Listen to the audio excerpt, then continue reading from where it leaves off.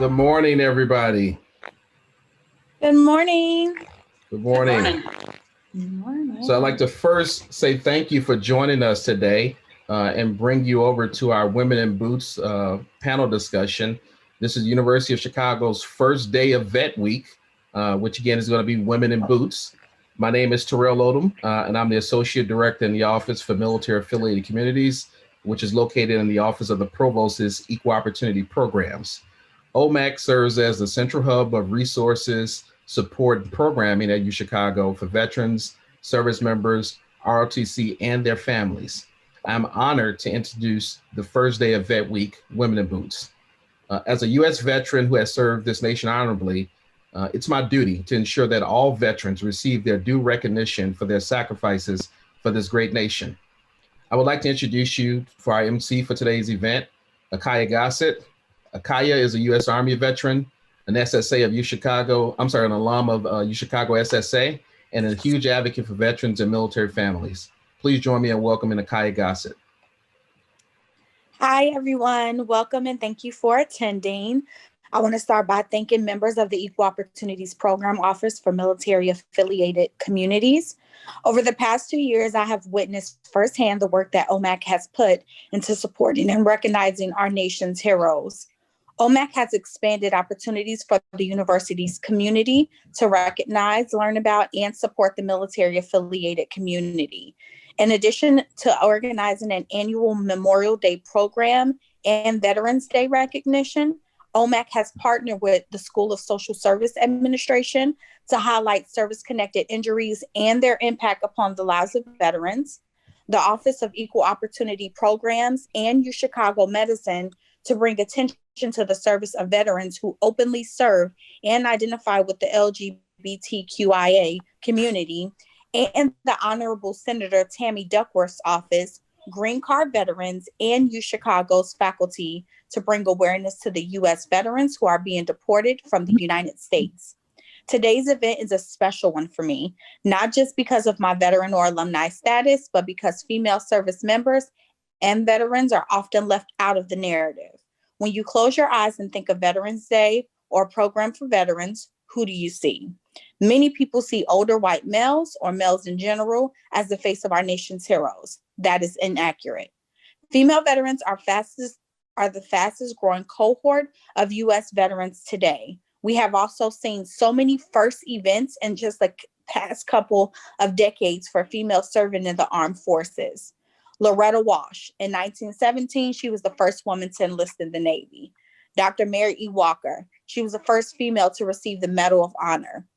Lieutenant Kara Huttelgreen, Navy's first fully qualified female fleet fighter pilot, who was also the first woman combat pilot to die in service. Commander Darlene Iskra was the first woman to command a U.S. Navy ship. And we can't forget about Admiral Michelle Howard. She was the first female to wear 3 and 4 stars in the Navy, who also went on to serve as Vice Chief of Naval Operations. There are so many other female heroes that I didn't name, but again, many times they are left out of the narrative. I would also like to bring attention to the alumni groups who support women and female veterans. Chicago's Women Alliance, they provide a forum for the acquisition of new knowledge and an opportunity for like-minded University of Chicago women with great intellectual curiosity to connect, investigate, and discuss common interests and to build new relationships. We also have the Military Affinity Group, who provides mentoring, support, and networking for currently enrolled veterans throughout the University of Chicago. Turning to today's program, our panel of discussion will feature our moderator, Anita Lumpkin, who's the Associate Dean at the UChicago Divinity School and a U.S. Army veteran. Next, we have Major Karen Hernandez, who's the Medical Intelligence and Operations Commander of the 709th Medical Company and also Executive Director for Chicago Veterans. Next, we have Major Eileen Donovan, who's a helicopter pilot and first-year student at the Harris School of Public Policy. We also have Alexander Brown, who is a U.S. Air Force veteran, U.S. Air Force Veteran Intelligence Officer, who's also a second year at the Graham School and Director for Operations at SVA, Illinois. We also have Lieutenant Commander Carolyn Johnson, who is a weapons system officer and first year at Chicago Booth, and Tanya Korch, who is a U.S. Army veteran, caseworker and outreach coordinator in the office of the Honorable Senator Tammy Duckworth. We also have, next I'm going to pass it over to Dean Lumpkin, and she can talk to you about our panelists and what they'll be discussing today. Please join me in welcoming our esteemed panel and moderator. Woo. Thank you, Akia and Terrell, for this wonderful event and putting this together and having us. Akia opened with some of the female veteran first, and to add to that, women make up about 10% of the veterans population, and about 12% of the Iraq and Afghanistan war era veterans are women, and I'm very proud to be a part of that cohort. I joined the military before I graduated high school, convincing my mom that having the military on my resume would help me with the law school application down the line. I stayed in for about 11 years and have never made it to law school. I am the first woman in my family, as far as we know, to join the military. But I think I've started a trend. One of my cousins this past spring just graduated from West Point and is now at her first duty station. So that's my story, and I'm interested to hear from our panelists about your military story. Why did you join the military? What was your job assignment? What were you in? We can start with Eileen. Thank you, Dean. I am the fourth generation military in my family. And when I was getting ready to finish college, I was thinking about what I was going to do with my future. And it occurred to me that if I, as someone who had the privilege of a good upbringing and a full education, wasn't willing to stand up for the country, then who should be willing to? And I grew up with stories of, my dad was a helicopter pilot in the Marine Corps in Vietnam, and I grew up with stories of him saving lives, and I wanted to do the same thing. So that is how I became a helicopter pilot in the Marine Corps. And I think, Alexandra, I think we're going to go to you next. Yes, good afternoon. Thanks, everyone. So my why, I had wanted to be in the military since I was around 5. There aren't anyone in my parents' generation or in my generation that had been in the military. It was my great uncle, and then he was in World War II, just as with that generation. And as silly as it sounds, I grew up watching Top Gun and Navy SEALs, and even though there isn't female representation in those movies outside of, the scientist in Top Gun, I thought it was just thrilling. And I was very much connected to wanting to serve my country and doing something for a greater purpose than myself. But at the time, that was around the time of Tailhook, right? In the 80s, very big scandal, awful. And so at the time, my mom said no. But she said, okay, if you still want to do this when you're 18, you have to go to college first. Come 18, still wanted to do that, went to college first, went to OTS after I graduated from Purdue, and just never looked back. I was an intelligence officer in the Air Force and spent most of my career at Air Force Special Operations Command at Hurlburt with 4 deployments to Iraq and Afghanistan from 2005 to 2008. And it was probably the best choice that I have made in my entire life so far was to go into the Air Force. Thank you. Tina. Yeah, so my dad had served in me. He was actually drafted during Vietnam. So he had sort of a contentious relationship in general with the military, as did a lot of draftees. But I was 19 and in college at the time and not focusing so much on school like I should have been. So I had a conversation with my parents, and my dad was like, this is something that afforded me a lot of opportunities and I had a really great experience. So maybe you should check it out. And I was so directionless at the time, and it just seemed like a really good fit. And I wanted something, to do something bigger than myself. I wanted to find that purpose, and I decided to join the Army, and I quickly found that purpose. And it, my service after military service has, I think, kind of shown that I just want to do something bigger than myself constantly. And I served in the as a human intelligence collector in the Army, kind of serving all over. So it also gave me an interest in international relations. I was in Korea, I was in Germany, I deployed. So yeah, it really set up kind of the rest of my life and my career path and just my interests. Thanks, Tina. Karen. Yeah, so I do not come from a military background or a military family. I am a first generation immigrant. So my parents immigrated here. And so to me, it was not ever in my thoughts. But as a junior in high school, when I was a junior in high school, my brother was murdered in Chicago. I grew up in the west side of Chicago.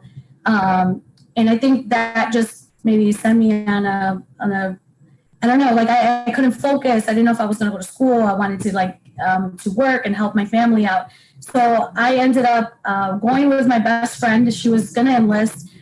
She said, hey, come with me. I'm going to meet with recruiters. We went, and she actually never passed her fitness test. So she never contracted. And so I already had my contract signed. So there was really no way to get out of it. I didn't know I was going to fall in love with it. I didn't know I was going to really enjoy the challenge. And I didn't know all the opportunities that it was going to give me because I didn't have anybody around me that had served.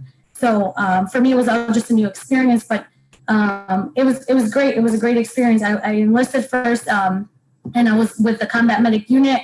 And then later on, I sought my bachelor's and then I commissioned as a medical officer. And that just gave me more opportunity to lead and be part of the change and feel like I had an opportunity to help others and, be a part of, I guess, a greater part of the organization. So I ended up just commissioning. So I'm a medical service officer now. And I currently just was selected to be the company commander for our medical unit. So it's been great for me. Thank you guys. But that was sort of my little backstory. Congratulations, Karen. That's awesome. Caroline. Well, those are some stories to follow. So, such incredible reasons for joining the military, some familial, some not. And I think my story kind of falls in between. So I was finishing up high school and I was trying to figure out what I was going to do when I was going to grow up. And initially my family's in medicine, so I wanted to be a doctor. And my grandfather said, medicine's not what it used to be. It's not about taking care of people. It's a business. And I said, oh, okay, well, I guess I don't want to do that. My dad said, well, what are you going to do? And I said, well, I guess I'll go into business when I graduate from school. And he said, okay, well, I don't think business is going to be very good. And sure enough, it was the recession in 2008. And so he said, well, what are you going to do? And I said, well, I guess, he's like, you did get into the Naval Academy. And I said, yeah, sure. That sounds cool. It sounds like a challenge. And little did I know that I would fall in love with it as well. So not necessarily the rules and regulations. That was very difficult for me. But the sense of purpose and the people were just incredible. And I couldn't get enough of that. And so upon graduating from the Naval Academy, I selected into naval aviation and I went down to flight school. And throughout that, then I found my passion again, which was flying. And so I ended up flying in fighter jets called Super Hornets.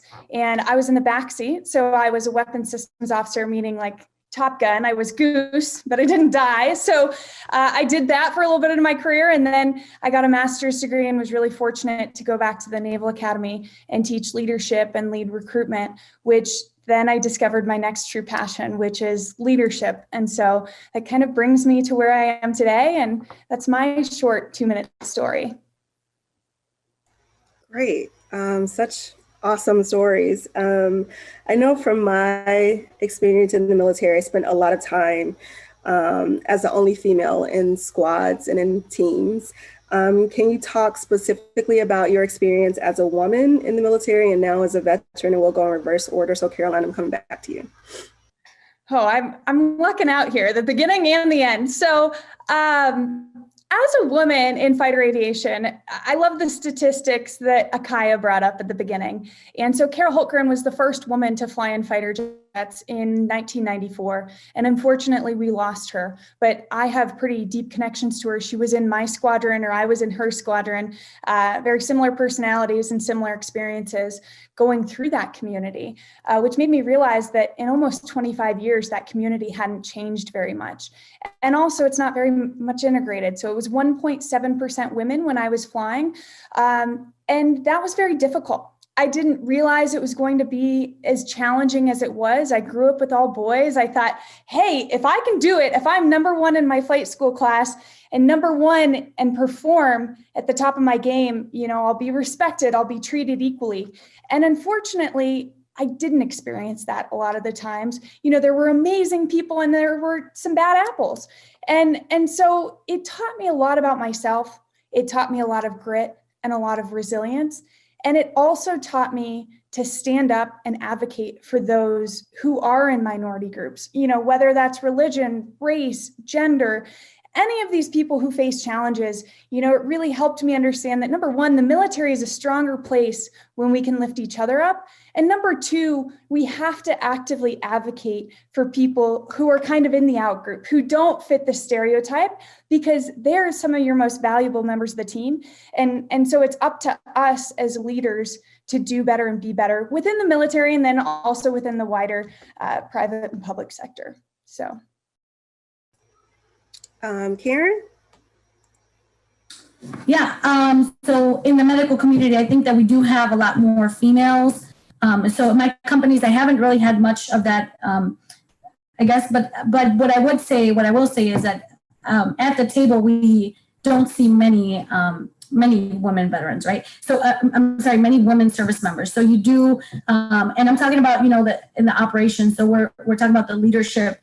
When I sit at the table, I don't see many other female, Hispanic, minorities, sitting at that table with me. So I think from a lot of it, for me, it has helped me to want to prepare more, to ensure that I know what I'm doing, so that I'm not so when I am challenged, right, I do have a response, and that I can show, I deserve a seat at the table. I'm not just here because I'm a minority. I'm not just here because I'm an officer, but I am working, and I'm working just as hard as you, and sometimes even harder. I think we've all said this before, but I think we all have to work a little bit harder, because our male counterparts are just constantly, it's a challenge, right? And so we want to make sure that we are representing ourselves, and it's kind of, one female can represent all of us. And I think, as Caroline said, we want to be the voice for other females and other minority groups that are in our formations, and we want to make sure that they have a voice, and so we are their voice. And so I think for us, it's really important to be prepared and to just know that at all times, we are being watched and we are being challenged. So I think it's just to step up to that challenge, use our voice, and use the authority and power that we do have at that table to advocate for everybody else that's around us. Thanks, Karen. Tina?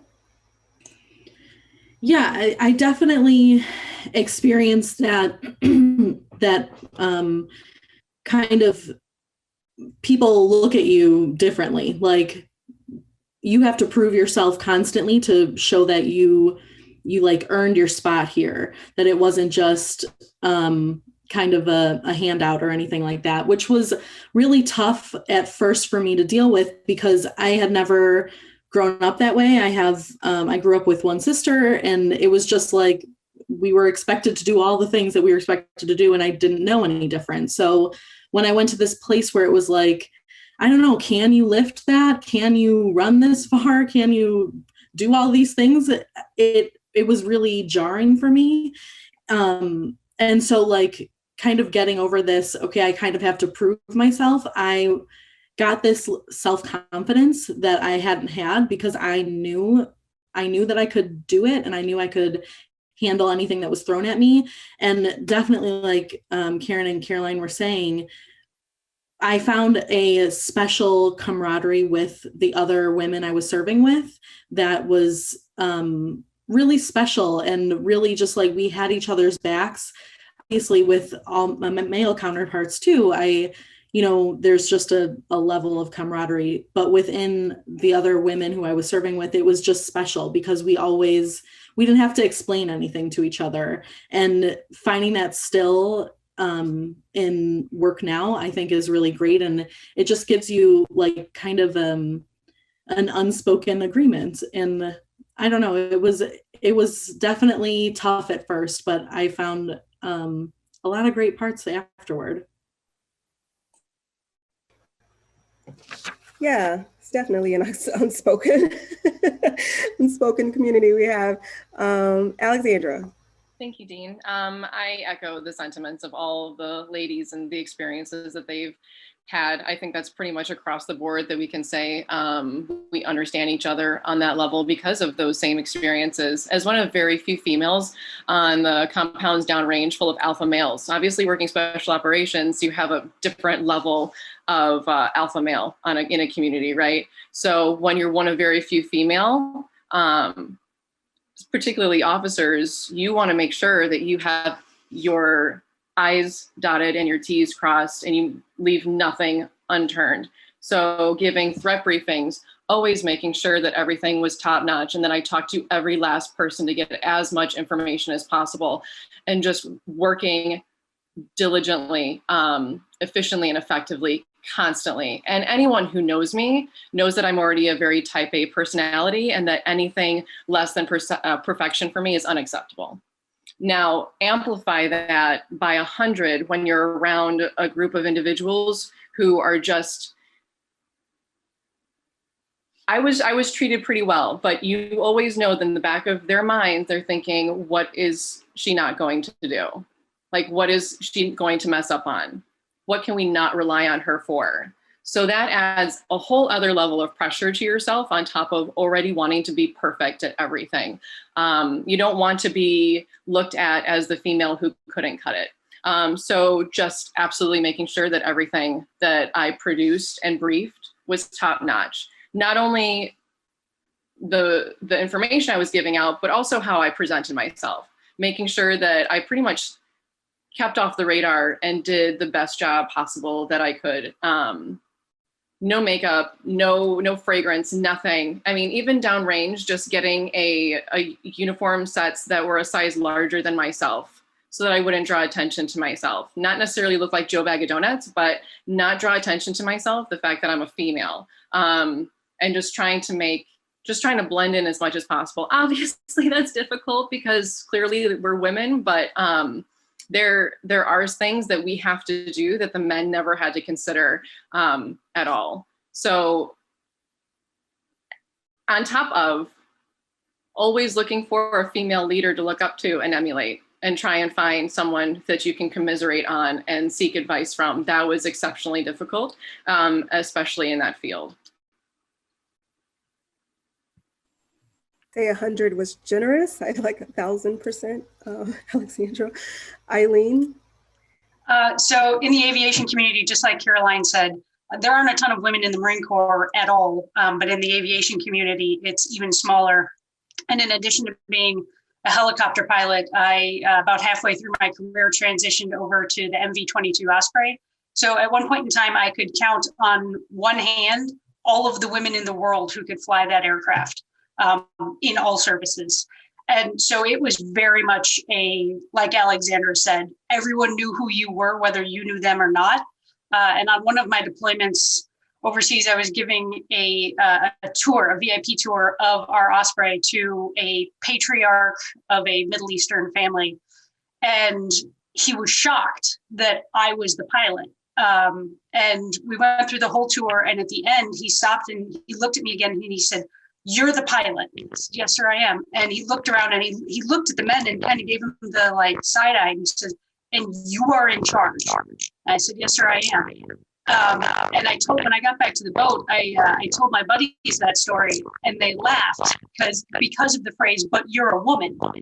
And they thought that was hilarious, and it was, but they thought it was funny because it was outside the realm of possibility and that it was only because it was the Middle East.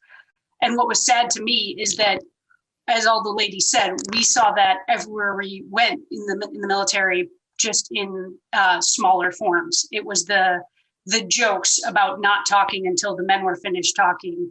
It was the little comments and the little inappropriate things that were, oh, but it's just a joke. So we all had those experiences, but then had to find ways to combat them and to really make things better for the women that are coming behind us, just like the women that are ahead of us made things better for us. Yeah. Thinking about women in leadership roles in the military, I feel like my experience as a non-commissioned officer kind of ironically prepared me for being a higher education administrator in the work I do now. Can you talk about your experience as a female leader in the military, the challenges that come with that? And if you at all feel like it's prepared you for the work that you do now? I know some of you are still in, but Eileen, we'll come back to you.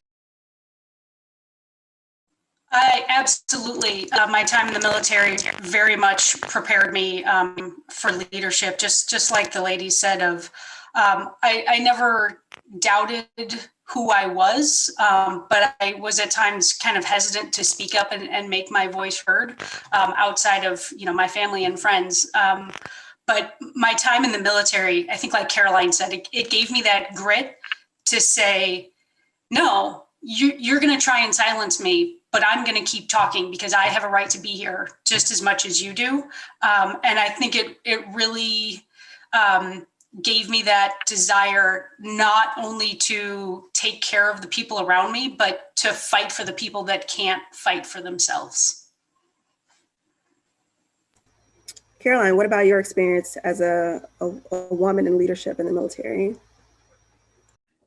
Yeah, that's a great question. So I found that as a woman in leadership in the military and even throughout, right, that became my specialty as leadership in the military. The one thing that I learned was I was most effective when I was able to be authentic to who I truly am. At this point, it's gotten even more extreme. I'm not scared of wearing eye-blinding pink at any time in the day, but when I was able to be myself and be true and be compassionate about people and to kind of do what Eileen said, stand up and say, no, that's not right. Let's make it better. Why are we sticking with something that, we've been doing for 50 years if it doesn't make sense for this day and age?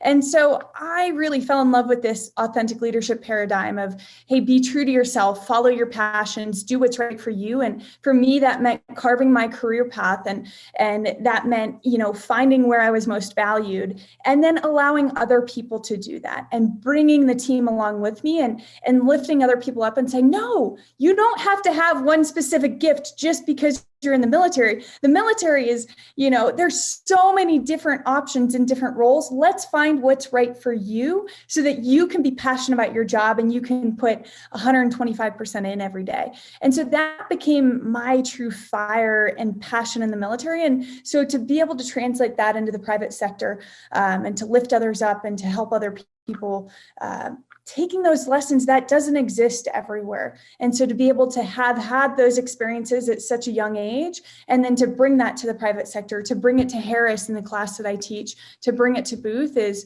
a big deal for me. And that's been a defining characteristic of my leadership. I love that short, Caroline. Do you? Newly minted company commander, Karen, what about women in leadership?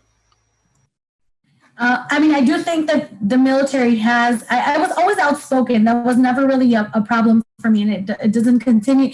It's not really a thing, but I think learning to use my voice, I think at the appropriate times was probably the best leadership, lesson I've learned being in the service. So I think, like Caroline said, we have to be authentic. I think a lot of times you try to quiet yourself down or you try to not be that outspoken person in the room because you don't want the attention, because you know that the moment you speak up, you're going to be criticized or somebody's not going to like something that you said, or they're not going to like that I use my hands to speak.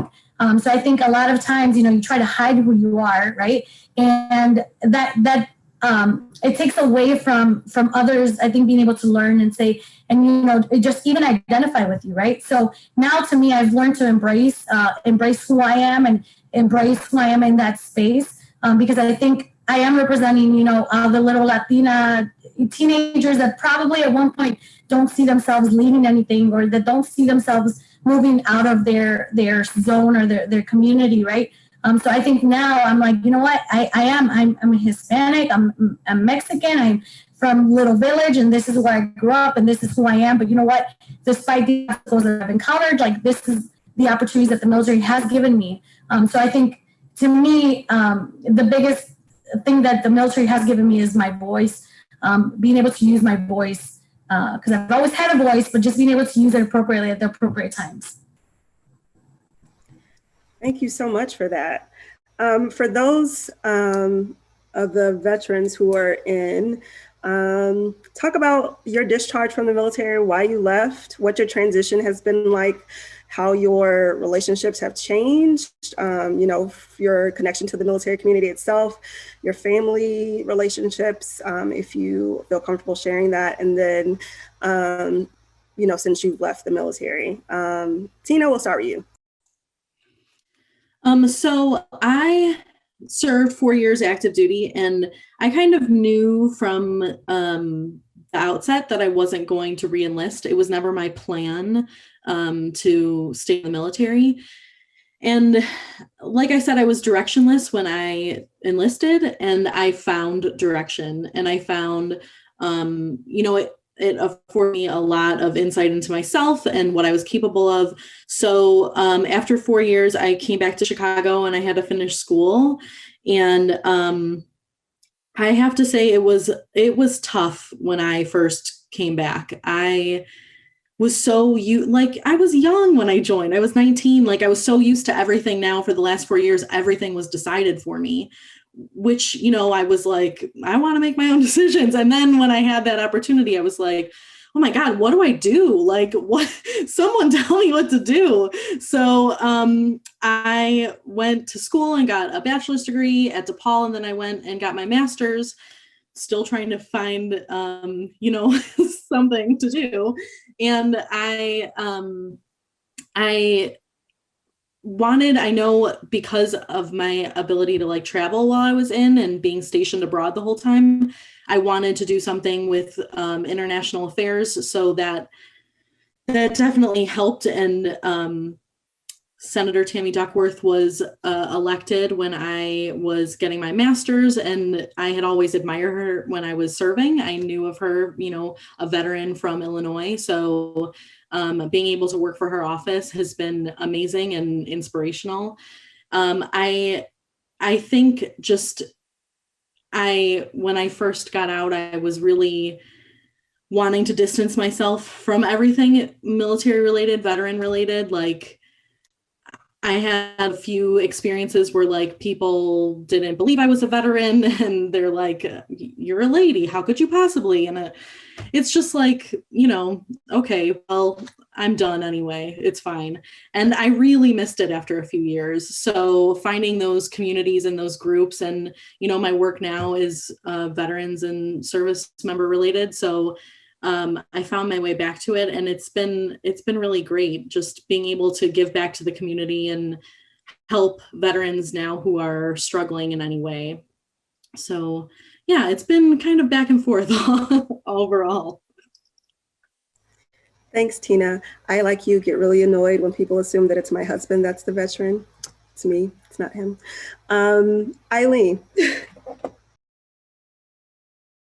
So I'm still a reservist, and when I left active duty and came back here to Chicago, I was really happy that I still had that connection with the reserve, so I could still kind of like wean myself off of being around Marines all the time. The really entertaining thing is that my first job after active duty was at a tech startup, and very fluid. There's only 5 of us, so for the first week, I would text my boss every morning if I was going to be a minute late. And he finally on Friday morning, he's like, listen, I'm really happy that you're here, but why do you keep texting me when you miss the bus in the morning? It's like, I have to. I was going to be here. You said work starts at 9, and yeah, I got here at 9:05. He's like, listen, you're not in the military anymore. As long as you're here at some point in the day, we're cool. And it honestly, it took me like 2 weeks before I realized he was serious about that. What I have noticed in my time in the reserves is just how special the relationships are with the people that we serve with, both the folks that I was on active duty with and the folks that I'm in the reserves with. That there's a difference to those relationships that if you call them and say, I need you here, they will drop everything and fly across the country, whatever they got to do if you're in a time of need. And I think that's something really special. And that's not to say that I don't have civilian friends and friends from school that are the same way, but I think there's a difference to the people that you've been on watch with at 2 a.m. when you're both poking each other, say, hey, stay awake. Hey, stay awake. There's just a joy in continuing those after being out of the military. To still hold on to those folks has been really great. Thank you, Caroline.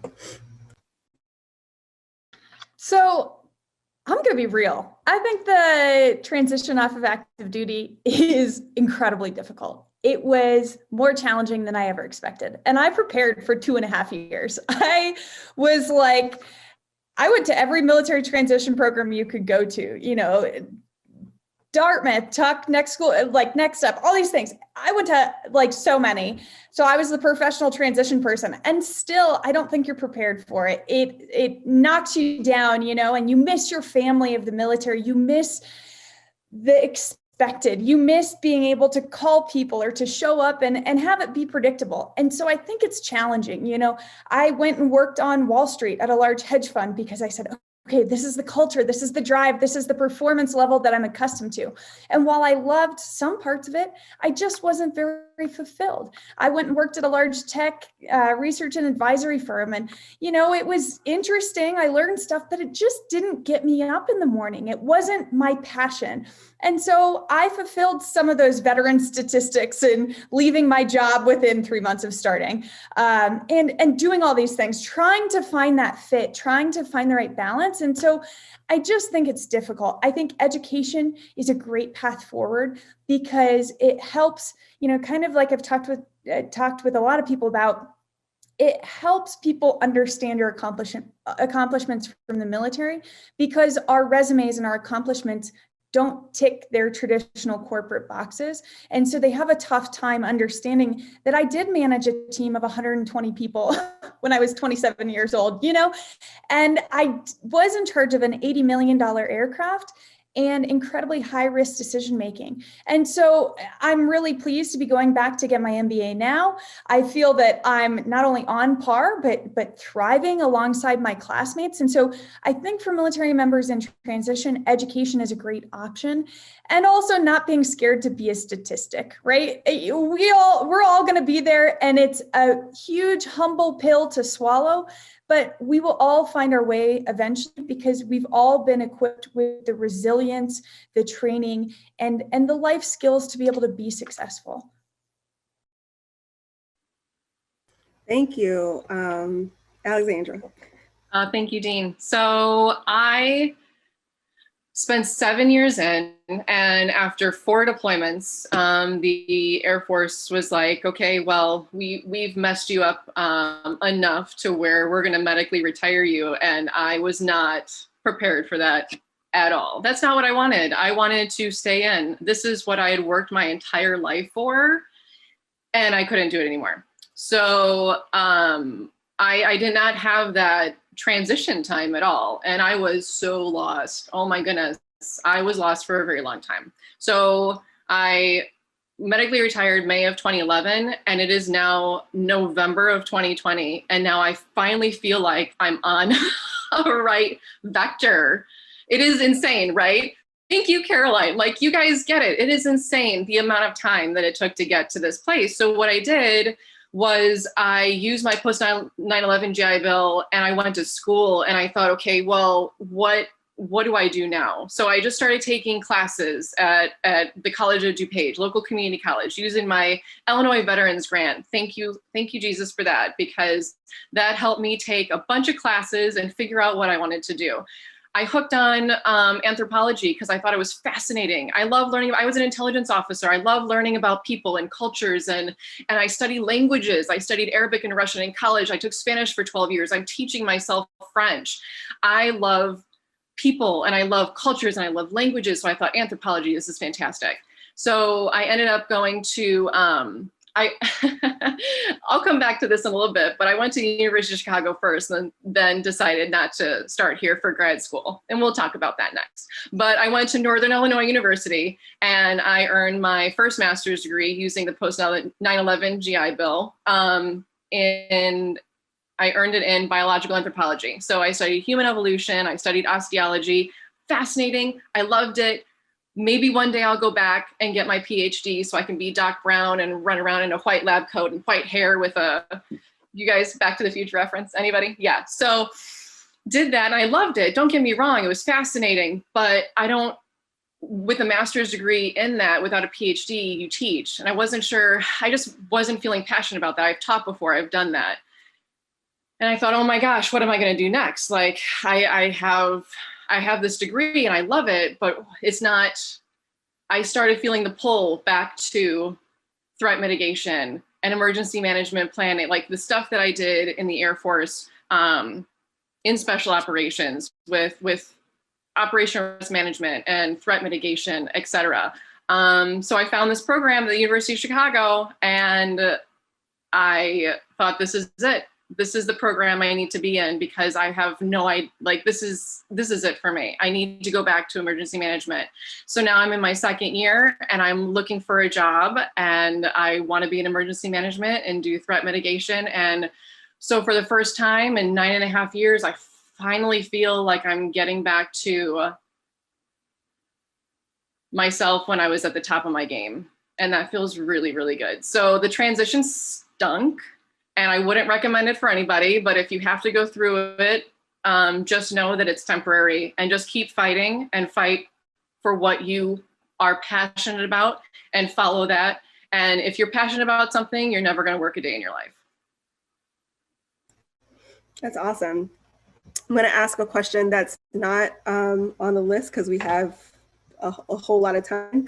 And I'll keep with you, Alexandra. You talked a little bit about being medically discharged. And from my experience, I can articulate how the military experience changed me, but there's also a very different change that happened being deployed to a war zone. There's two different changes that happen in Anita. Talk about what it means to be a woman deployed in a war zone and what that transition back looks like. Oh my goodness.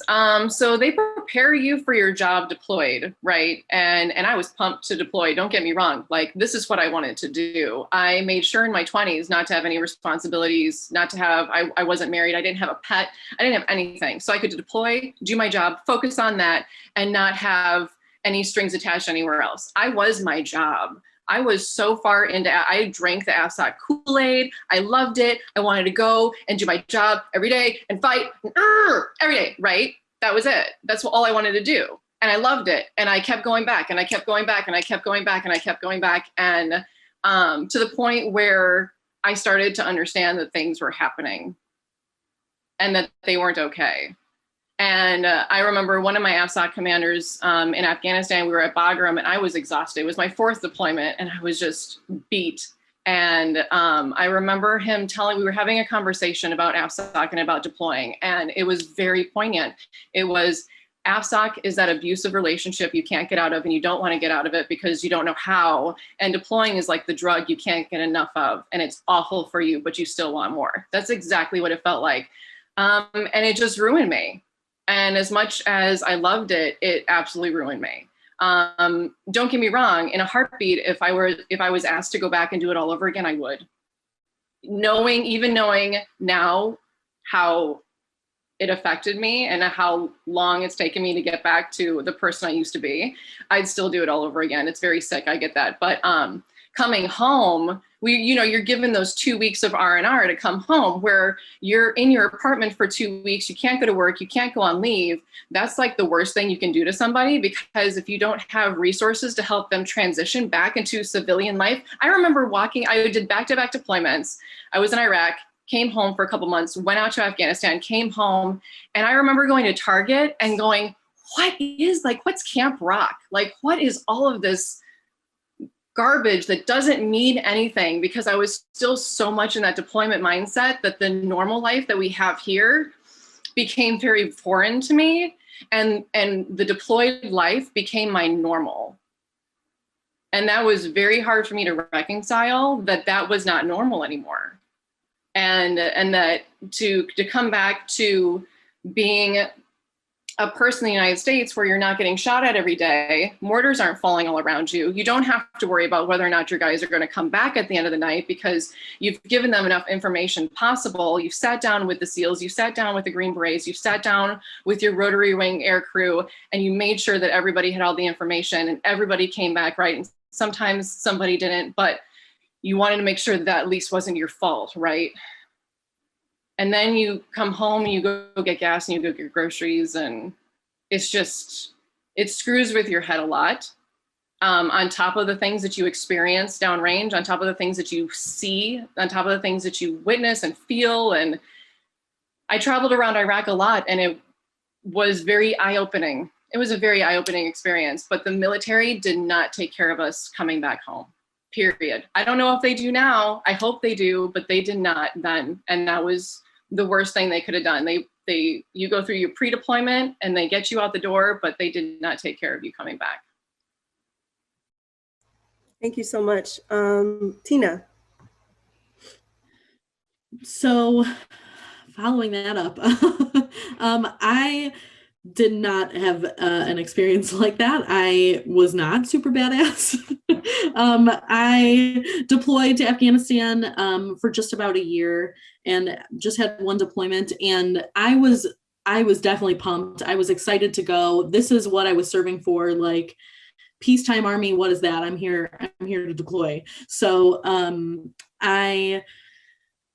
I was going, so ours was kind of split up. My platoon was kind of split up into groups of 2 to 3, and we were sent all over Afghanistan to be attached to different units to, kind of support them with our intelligence like apparatus. So I was supposed to be with a different unit. And when I got in country, they were like, oh, change of plans. You're not going there anymore. And you're going to be in the TOC, with the top brass. And I was pretty pissed. I was not wanting to do any of that. And like, I wanted to get on the ground and do what I had been training to do. So I found it to be,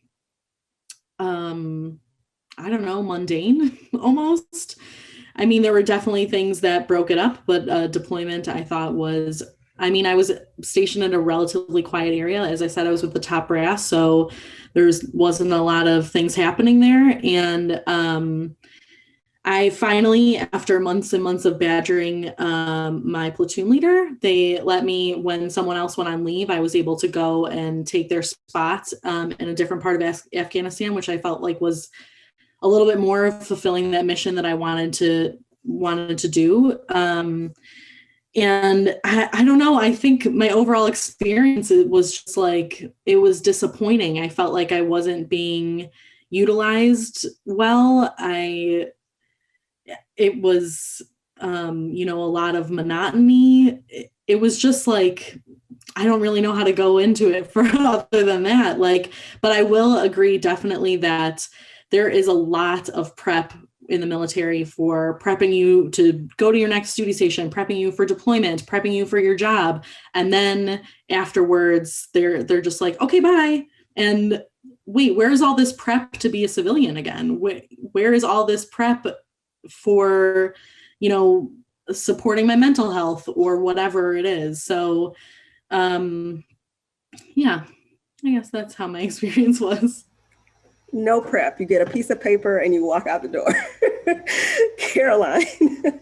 Yeah, so between listening to Alexandra's and Tina's kind of conversation, I feel torn between both of them because I think the experience of every single veteran is so different. Whether, you know, you're out being bad beyond the wire and helping the SEALs, or if you're, you know, you feel you're doing something that's not, oh, I'm not allowed to go out there. I really joined the military to serve. And I think veterans struggle with that. And so I've been very involved since I came back from combat with this discussion of moral injury.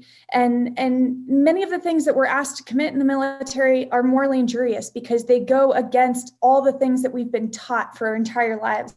And so for me, flying in Iraq and Syria and witnessing ISIS mass murder innocent civilians day in and day out, and not being authorized to act via the rules of engagement because we were the first people there was incredibly morally injurious because I had trained for 9 years, 1 month, and 10 days to be able to neutralize the threat and protect the innocent people on the ground. And here I was forced to literally sit on my hands in the aircraft with millions of dollars of weapons to be able to stop the enemy, but I had to watch them murder innocent people. And that was devastating for me. That was really, really difficult. And that took some time to process. The other thing that was incredibly challenging for me coming back from deployment is here I had put my life on the line for 9 months, day in and day out, landing on the aircraft carrier, almost dying behind the boat, getting shot at in combat, watching this murder. And then I came home, and for me, it was so hard in that all my squadron mates abandoned me. I didn't have any friends. I didn't have the support network when I came back because they all went back to their families, and I wasn't part of their group because I was a woman and their wives were jealous. And so I really, really struggled with that when I came back. I was very fortunate to get attached to this moral injury group that's called the Coming Home Dialogues to help people come back from these intense combat situations. And I also wrote a book. So I wrote this book titled Jet Girl. It's done really well. And that was like, saved me thousands of dollars in therapy because it unpacked a lot of that and helped me understand that, you know, regardless of the spectrum that you're on, if you're out getting shot at or if you're back, like we all experience these things in the military that are not normal for civilians. And it's okay to acknowledge that and to say, you know what, this was a part of my life, and process that and really work. And so you asked earlier about the family, and my family was very involved in that and helping me, like Alexandra said, get back to who I was as a person, while also acknowledging that that is part of my past. So, you know, that was one of the ways that I processed it. And I'm a huge advocate for working through these moral injuries and acknowledging it and helping us grow. You know, the post-traumatic growth is the most important thing that you can do. And that's the best revenge. Everyone's like, you know, how do you move on from this? And it's like success and happiness and peacefulness and being true to yourself is like the best thing that you can get out of some of those experiences. So hopefully that answers it, Dean. Yeah, thank you so much for that and for bringing up moral injury. For those that don't know, in addition to PTSD, moral injury is the signature injury of the post 9/11 veteran for various different reasons. Early on in the drawdown, Huffington posted a good project on it. And so the Syracuse, in addition to Caroline's book, and I'll put those in the chat. Eileen, your experience downrange. Yeah, you know what? I'm going to echo a lot of what Caroline said. So aviation in general is dangerous no matter where you're doing it. And so like I lost friends before I even left North America. And you just become like more and more accustomed to danger. And there are things that like here in training that a risk that you wouldn't accept because it's just not worth it. But then as soon as you deploy, all of those safety guards are gone, and the risks are acceptable now. So I just became more and more inured to danger. And it wasn't like, I mean, there were some things that afterwards when I came back, I was like, oh, Oh, I'm glad that didn't go poorly. That could have been very bad.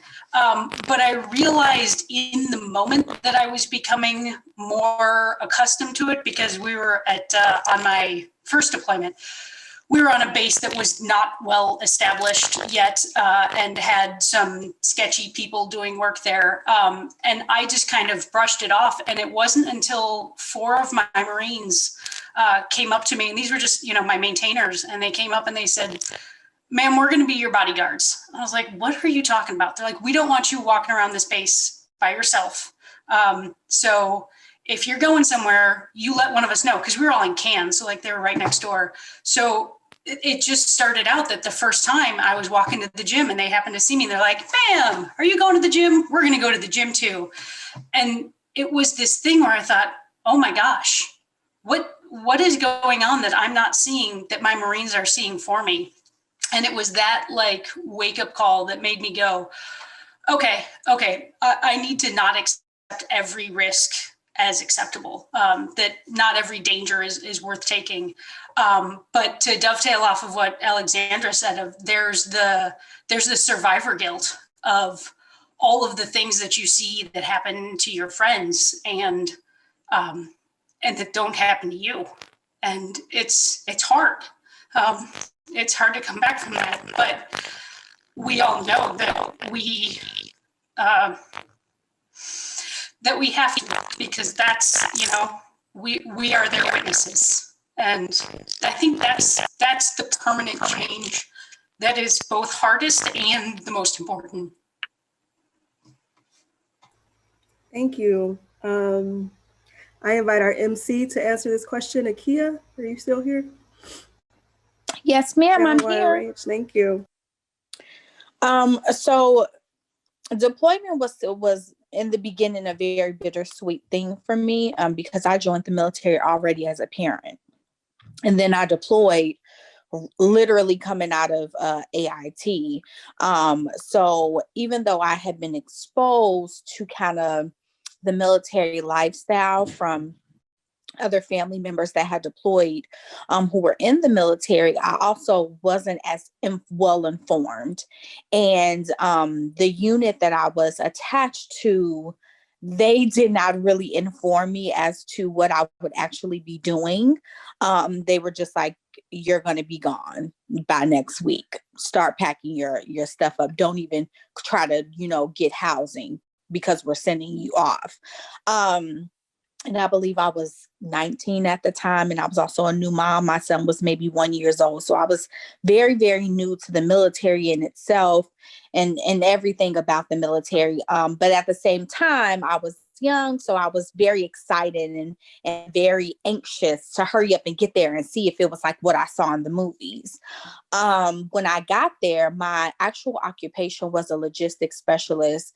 So downrange, typically we worked in the motor pool. But then when I got there, I was told that I wouldn't be in the motor pool, that I would actually just basically sit in the office most of the time. And then at some point during my deployment, they needed a driver for the general of our company. And we ended up saying, okay, for our unit, I was like, I'll volunteer.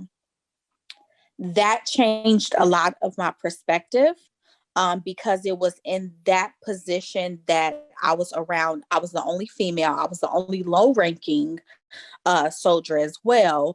And so I was dealing with a lot of the male misogynistic behavior, in addition to now witnessing real life situations like previous panelists discussed, where you see ISIS members spraying children coming out of school with acid on their face, and your job is strictly to drive and keep driving and not stop and do anything. And so for me, it was very challenging, because as a mom, the first thing I'm thinking about is this could be my child. Like, this is someone's daughter, and you want me to keep driving and moving as if I'm not seeing what I'm seeing. And then I'm supposed to come back to the unit and be okay, because there wasn't anything in place for us to kind of I don't want to say relieve that emotional stress, but decompress, right? There was no protocols about self-care and how to take care of yourself emotionally and mentally and physically while you're witnessing and experiencing all of these things. And so later, towards the end of my deployment, even if you were not in a non-essential role, they were letting people volunteer to go out on missions.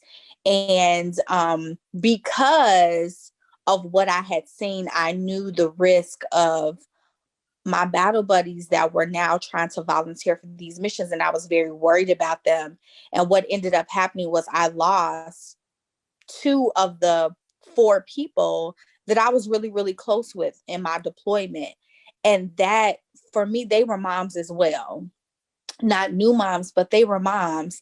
And I don't think that made me look at deployment. That didn't make me look at the military the same.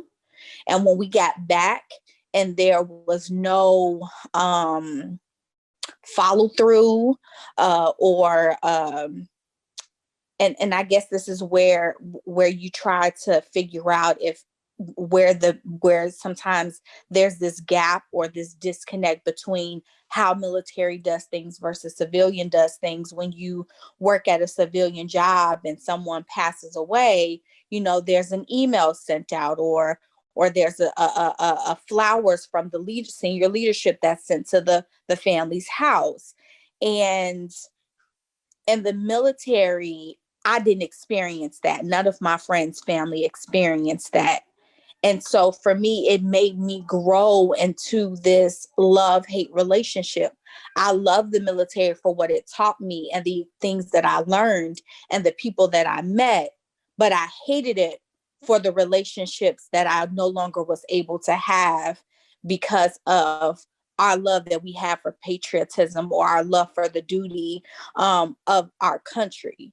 And so it becomes this bittersweet space that you exist in.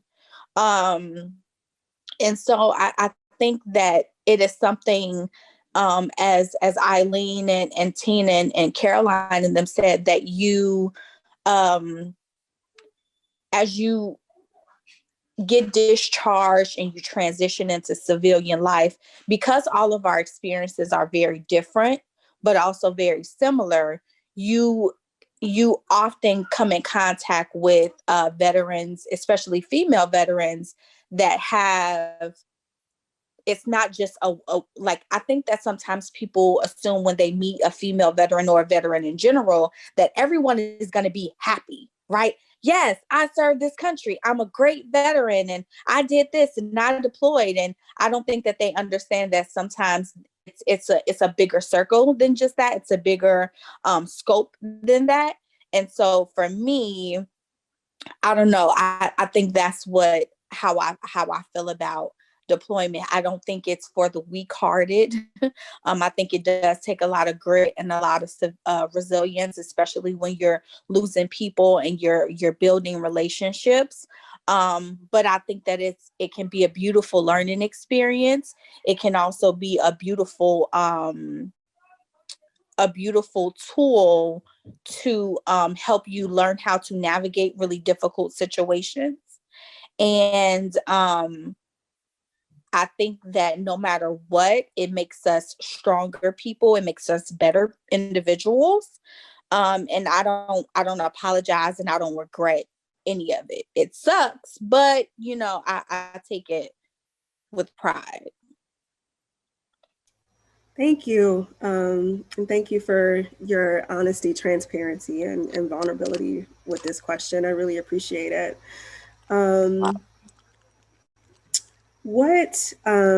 Last question.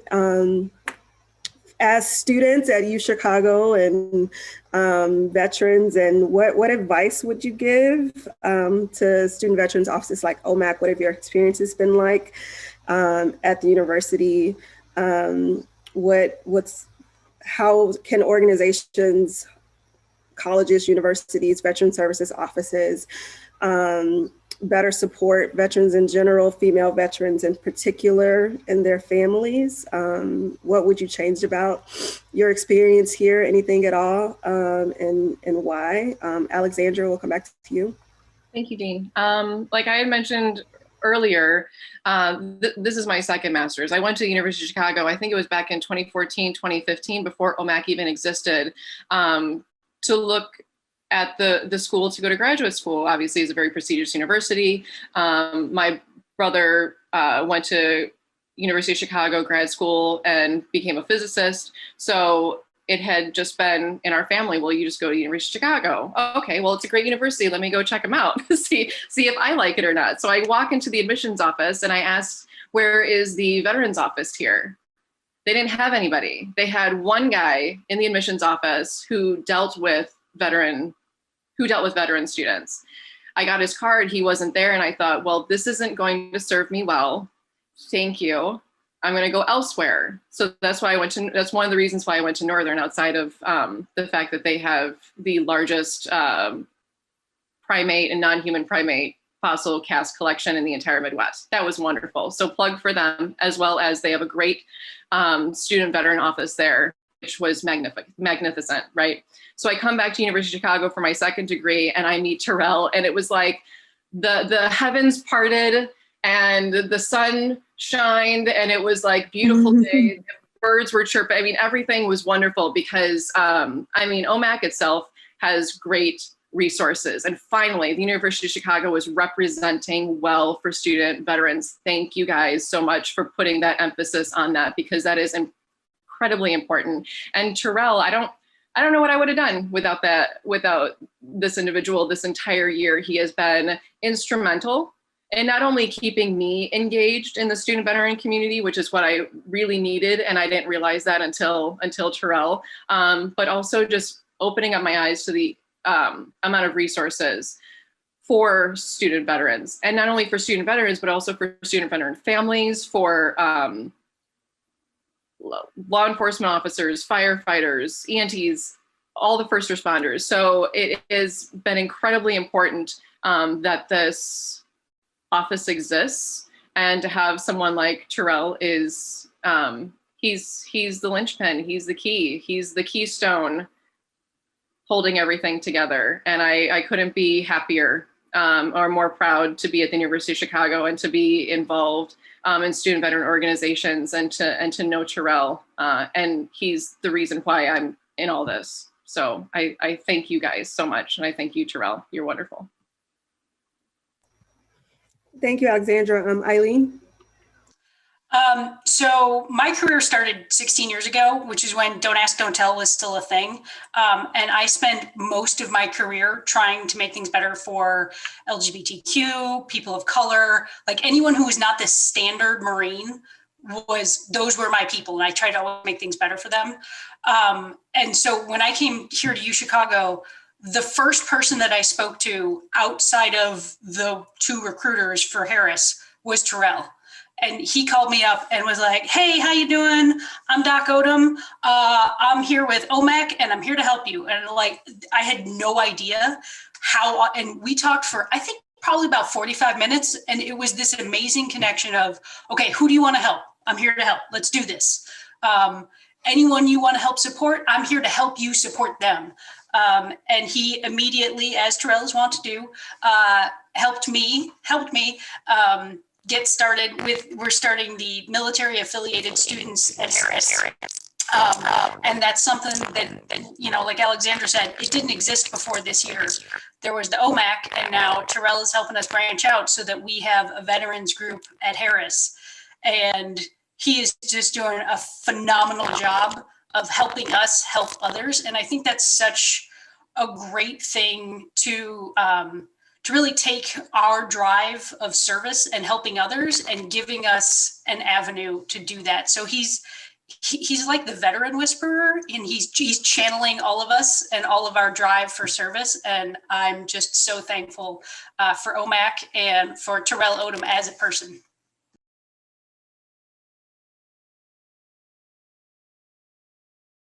Caroline?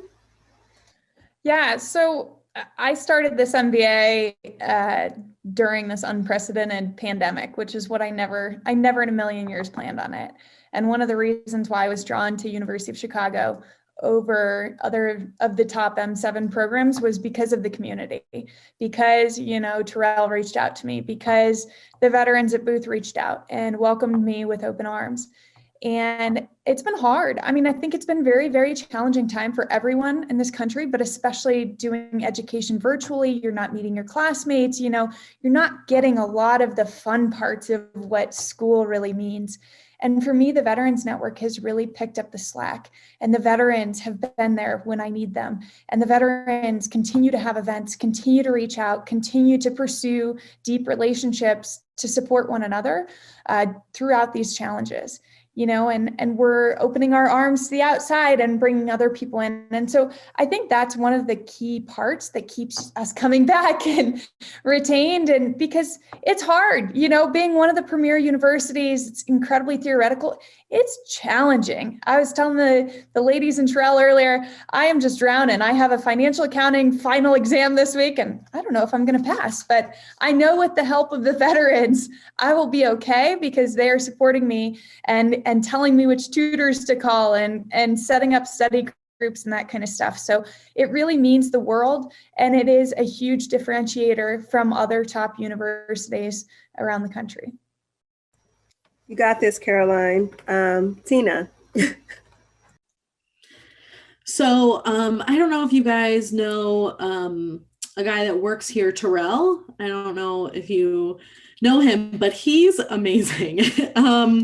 I have had the joy of working with him on a professional level. And I mean, his commitment to the veterans here and his just passion and like excitement exudes so forcefully. And it's just like a joy and a pleasure to work with him. And that it's so genuine, and he just, he's out here giving a voice to the veterans and, making sure that our stories are heard and that, they're a part of this community. And I think just being conscious of the diversity within the veteran community is so important, because veterans are not a monolith, just like any group is not a monolith. And Terrell is really able to kind of show that with programming and like Women in Boots. I mean, this could be, a one event thing and like, okay, we checked the women box next, but it's not that way at all.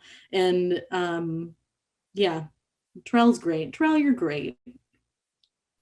I just want to put a plug in real quick, because the Harris School was talked about, but the Graham School, which I fall under with the University of Chicago, does have the Graham Brigade, where we do take care of our own that way as well as the PAVE program, Peer Advisors for Veteran Education at the University of Chicago. Thank you, Terrell, for helping us get involved with that too, so that we can usher in the new undergraduate and graduate student veterans and their families into this university and be advisors for them. So those two programs I'm involved in have been instrumental because of that man.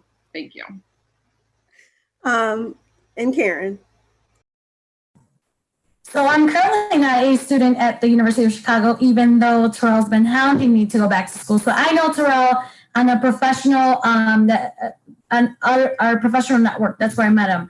We used to work side by side at and I'll just say it, City Colleges of Chicago, and they lost both of us. I'm happy to see the amazing things you're doing, Terrell. The one thing I will say to administrators of universities or colleges, it's, we know as veterans when you have a representative, or a center, a veteran center, and when they really do care about us as veterans, or when it's just a position that's there so we can just check the box and get the federal funding and the VA funding. I think when you have an organization or an institution that supports veterans, but they truly support them, right? So with Terrell, I've been able to see the amazing work that he's done. So not just within the school, but to expand the network, to bring resources and organizations to the University of Chicago, and then to introduce those same to each other. I think that's that's where the strength lies, right? So if your veterans have the resources and the network, the support network, not just in the school, but outside the school in their own communities, that helps with the transition, and that helps with the veteran wanting to stay engaged and wanting to stay within your school, right? Like you feel like you're part of the community, you feel like you're part of the organization. And so I think that's very important. I attended the University of Chicago's Boost program as their executive level program that they had. So I did attend that program, and I got a certificate out of that 6-month program. But it just gave me a little insight into the community that the University of Chicago does have. And I think, now sitting here listening to you ladies and talking about the network, Terrell has been hearing this, and I'm going to submit my application. I'm going to go back to school. I really need to do it. And, I think all excuses aside. So I now have you ladies that have attended the school that I'll probably reach out to and utilize as a network. But yeah, I think any school, if you really want to keep your veterans and you want them to stay, you have to make them feel like they really are cared for and they really do matter. And I think that the only way you can do that is by truly supporting that veteran center and the director of veteran services there, and allowing them to just, to do their thing. And if they really do care, you're going to see it, because you're going to see results like Terrell has had. So I think Terrell, kudos to you. I'm happy to be here. Thankful that you guys invited us out here.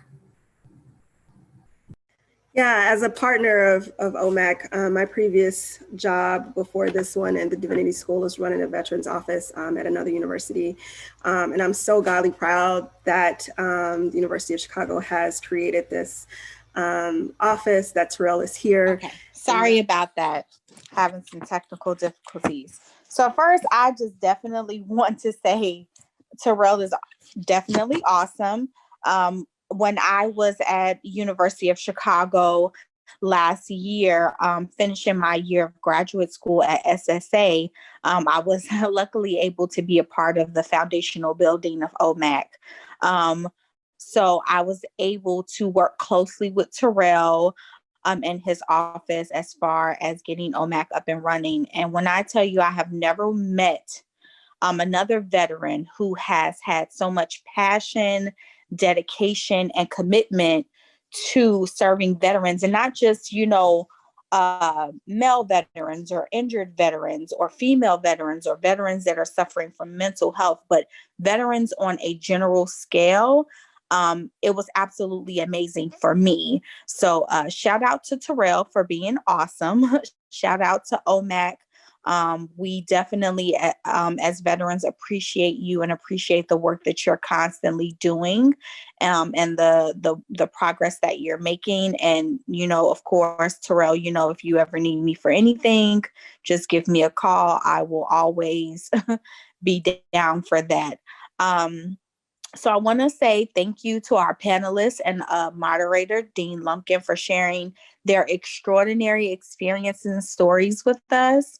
Your insight into the female veteran experience will help the university shape more meaningful programming, resources, and support for our heroes, and especially our female heroes. Thank you to OMAC for embodying inclusion and affording our heroes the opportunity to share with the community. And thank you all participants for your support of the military affiliated community. We appreciate and love you guys so much. So if anybody has questions, I'll help you out here, Dan. You're on your phone. You can go ahead and pose them right here in the chat, and we'll be able to, address them directly to the panel. All right, so we got one from Erin McPhee. I'm curious about what you feel the gendered experiences of more injury are. So I'll go ahead and start with you, Commander Johnson. Yeah, so Erin, that's a very thoughtful question. And I can't speak to the entire experience of, I don't want to cast any, hey, it's this way for everyone, but I can say from my experience where it was really gendered and where, I don't think some of the men felt the same experience was I was excluded from the group for characteristics about myself that I didn't control, right? I was born a woman, I am a woman, and I I guess I could control if I was a girly girl and the way that I expressed my femininity.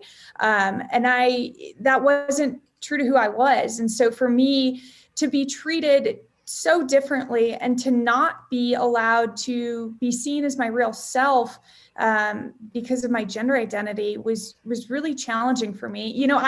If you look at the stereotypical personality of a fighter pilot or the fighter community, it's really smart, it's aggressive, it's, charismatic, it's a big personality. And I embodied all those things, but I wasn't allowed to speak in my squadron. I was, don't talk, because you're a woman and you shouldn't speak without being spoken to. And just little stuff like that. And kind of how Eileen described it, it was day in and day out, these small, tiny microaggressions that I experienced that became very normalized for me. And, I didn't think I had a voice because I was a woman in the squadron. And, I wasn't allowed to be on any of the communication text message groups because they weren't appropriate for me. I wasn't allowed to go have drinks at the bar afterwards with them. Just basic small stuff that are the huge perks to being part of this very tight, cohesive organization that I was excluded from. And so for me, that, when it built up day in and day out, was very morally injurious to me. And I thought it was just a personal problem. I thought it was something that existed within me. And it wasn't until I went to these workshops on moral injury and, I kind of described these feelings and what I experienced. And they were like, whoa, like that's pretty damaging, because you were raised in an environment where you were taught that it doesn't matter, you deserve to be there, you are valued. And then I was taught that I was told I wasn't valued and I wasn't an equal member of the team. So that was damaging to my self-esteem and to me as a human being. So hopefully that answers. Thank you, Commander. Major Donovan, you want to take that same question? Sure. I think, thank you again for this question, Aaron. I think one of the things here that when you've got these injuries, I think where gender comes into play is that part of our Western culture tells men, especially strong men, that they shouldn't cry and that emotions are weak, which is something that is just obviously ridiculous. But I found that, so I'm a very nurturing person, and I found that part of the way that I could help the men around me was to give them that permission. That if I told them, hey, it's okay. You can cry, you can be sad. Our friends died. We should be sad. So to be part of that safe environment for the sharing of vulnerable feelings, I think is something that is both extremely necessary and very, very underappreciated and underutilized. Thank you, Major. I'm going to shift over to Major Hernandez. How did your experience with microaggression in your military positions influence your understanding of microaggressions in the broader U.S. outside of the military?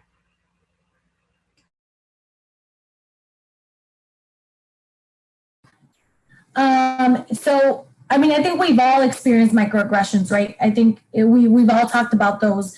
They're very similar, right? I think still in the civilian workspace. For me, I'm an executive director of a nonprofit organization for veterans, and I'm always in a space where I'm still the minority. Even though I'm a female, I'm a veteran, and you would think, nonprofits serving the community is going to be a female-led space.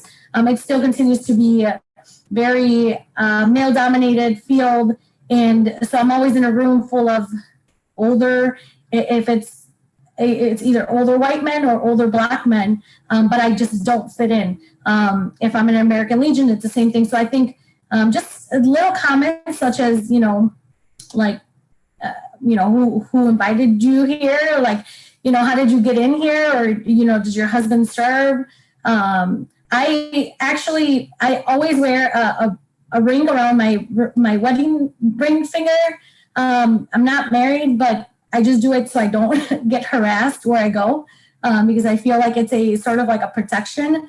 So So I think just comments that you get that we also got in the military. I think they're still sort of similar to me in the civilian workspace because I'm still working a lot with veterans, and so they still have that mentality of, well, were you a nurse, or even just, oh, you're an officer. Like how did you do that? Well, the same way as any other officer did, right? Like I commissioned and I got here through hard work and promoted and whatever. But I think, just you get those questions that are sort of like a slap in the face, but I'm not going to give it to you straightforward. I'm not going to ask you. So I'm going to kind of curve around it and, ask this silly question to you. So I think, for me, it's still the same. But probably because I'm in a veteran workspace, that I'm still working a lot with military men, and I'm working a lot with older military population, which is not used to having female leaders and is not used to having females in the space. I think that's probably why my experience has been similar.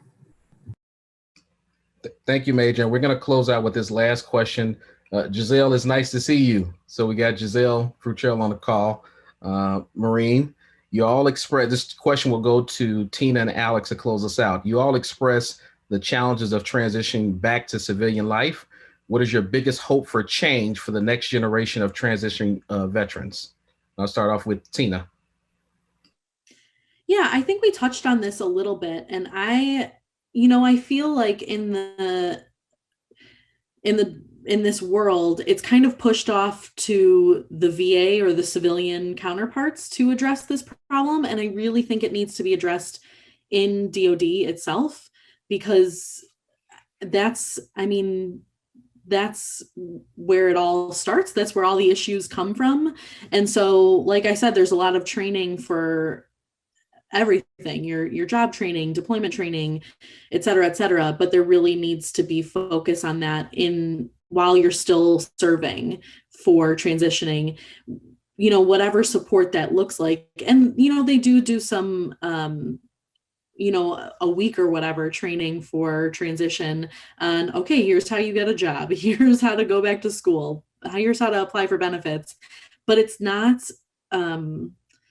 comprehensive. It's not really, it almost seems like it's an afterthought. And so if that becomes a priority, throughout service, here's how, to deal with adverse situations, afterwards. And I get that it's complicated and there's, other factors at play here, especially while deploying and et cetera. But, yeah, I think focusing on that while still serving is the key. Thank you, Tina. And then Alex, you go ahead and close us out with the same question. I would echo everything Tina said. And then just to add to it, mental health resources for those particularly who have deployed. They may or may not recognize that the issues that they are carrying with them from their deployments. And I think that's exceptionally important to focus on, to make sure that they know that there are resources that they can access if they ever feel the need to talk to someone. Because when I was at AFSOC, there was a huge stigma of going to mental health. You don't want to go to mental health, you'll lose your security clearance. You don't want to go to mental health, you lose your job. And that's what kept us all from going. And we all needed to go because we all had a lot to unpack every time we came back. So I would just say mental health, mental health, mental health. Thank you again to our phenomenal panelists, our moderator, our MC. I was sharing with my colleague, I had to turn my camera off a couple of times. It's not too often I get teary-eyed, but you ladies brought a lot of phenomenal experiences to this table for people to better understand our female veterans who deserve just as much recognition, or actually the same recognition as our male veterans that are across the country. So thank you all for your experience, your expertise, and thank you again for everyone for attending today's session.